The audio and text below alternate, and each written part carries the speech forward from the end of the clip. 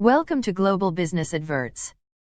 Please kindly subscribe as we will always bring you the latest news, updates, and gist. Halima, 23, from Minnesota, where she grew up, will always introduce herself as, "I'm Halima from Kakuma," and refers to the refugee camp in Kenya, where she was born. Others have described her as a trailblazing hijab-wearing supermodel or as the first hijabi model to feature on the cover of Vogue magazine, but she left all that behind 2 months ago, saying the fashion industry clashed with her Muslim faith. "It's the most comfortable I've ever felt in an interview," she laughs. "Because I didn't spend 10 hours getting ready, in an outfit I couldn't keep." As a hijab-wearing model, Halima was selective about her clothing. At the start of her career, she would take a suitcase filled with her own hijabs, long dresses, and skirts to every shoot. She wore her own plain black hijab for her first campaign for Rihanna's Fenty Beauty. However, she was dressed, keeping her hijab on for every shoot was non-negotiable. It was so important to her that in 2017, when she signed with IMG, one of the biggest modeling agencies in the world, she added a clause to her contract making IMG agree that she would never have to remove it. Her hijab meant the world to her. "There are girls who wanted to die for a modeling contract," she says, "but I was ready to walk away if it wasn't accepted." This was despite the fact that at that stage no one had heard of her, that she was a nobody. But as time went on, she had less control over the clothes she wore, and agreed to head coverings she would have ruled out at the start. "I eventually drifted away and got into the confusing gray area of letting the team on set style my hijab. In the last year of her career, her hijab got smaller and smaller, sometimes accentuating her neck and chest. And sometimes, instead of the hijab, she wrapped jeans, or other clothes and fabrics, around her head."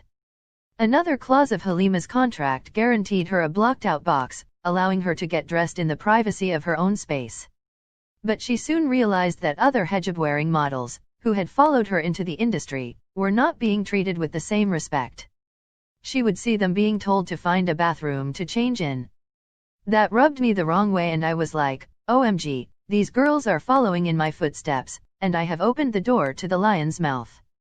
She had expected her successors to be her equals, and this intensified her protective feelings towards them. "A lot of them are so young, it can be a creepy industry. Even the parties that we attended, I would always find myself in big sister mode, having to grab one of the hijab-wearing models because she'd be surrounded by a group of men following and flocking round her. I was like, this doesn't look right, she's a child."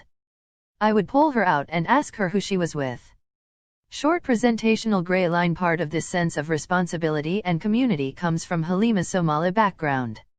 As a child in Kakuma refugee camp, in northwestern Kenya, she was taught by her mother to work hard and to help others. And this continued after they moved to Minnesota, when Halima was 7, becoming part of the largest Somali community in the U.S.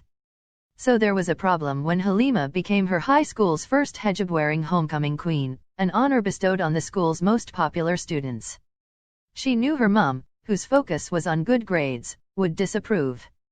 "I was so embarrassed, because when you get nominated, the kids come to your house, and I said, 'Don't do that, my mom will have the shoe ready and you wouldn't know what you've gotten yourselves into.'" Her fears were justified. Halima's mom broke the homecoming crown. "You're focusing way too much on friends and beauty pageants," she said. But Halima still took part in Miss Minnesota USA in 2016. She was the first hijab-wearing contestant and became a semi-finalist. And then, to her mother's dismay, Halima chose to pursue a career in modeling, a career her mother felt was in conflict with who Halima was as a person: Black, Muslim, refugee. Even when she started walking on some of the world's major runways for Yeezy and Max Mara, or became a Miss USA judge, her mother still encouraged her to get a proper job. It was the humanitarian side of Halima's career that had gone some way to convincing her mother that it was worth it. As a refugee who had walked 12 days from Somalia to Kenya for a better life, she knew the value of helping those in need. She said, "There's no way you'll do modeling if it doesn't have a giving back component." "In my first meeting with IMG, I told them to take me to UNICEF," Halima says. IMG supported her in this, and in 2018 Halima became a UNICEF ambassador. As she had spent her childhood in a refugee camp, her work focused on children's rights. My mum never viewed me as a model or cover girl. She viewed me as a beacon of hope for young girls and would always remind me to be a good role model for them. Halima wanted to raise awareness about displaced children, and to show the children that if she could make it out of the refugee camp, they could hope to one day do the same. In 2018, not long after becoming a UNICEF ambassador, she visited the Kakuma camp to give a TED Talk. I met with the kids and asked them, are things still being done the way they were? Do you still have to dance and sing in front of newcomers?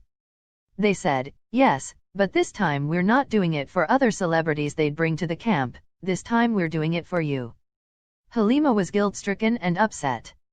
She says she still remembers when she and other children sang and danced for visiting celebrities.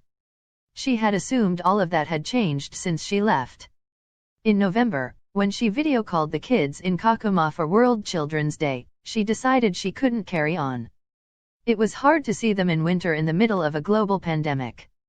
After speaking to the kids, I had a breakthrough, she says. I just decided I'm done with the NGO world using me for my beautiful story of courage and hope.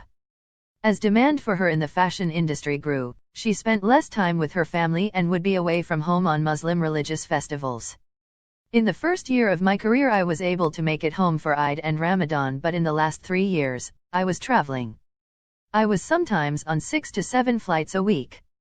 It just didn't pause, she says. In September 2019, she was featured on the cover of King Kong magazine, wearing bright red and green eyeshadow and a large piece of jewelry on her face. It resembled a mask and covered everything but her nose and mouth. The style and makeup were horrendous. I looked like a white man's fetishized version of me, she says. And to her horror, she found a picture of a nude man in the same issue. Why would the magazine think it was acceptable to have a hijab-wearing Muslim woman when a naked man is on the next page, she asks. It went against everything she believed in. Thank you for watching. If you will like more latest news, updates, and trending gist, don't forget to subscribe and press the notification bell so that you get notifications anytime we post new videos. Also remember to like, share and leave a comment on this issue. Thank you.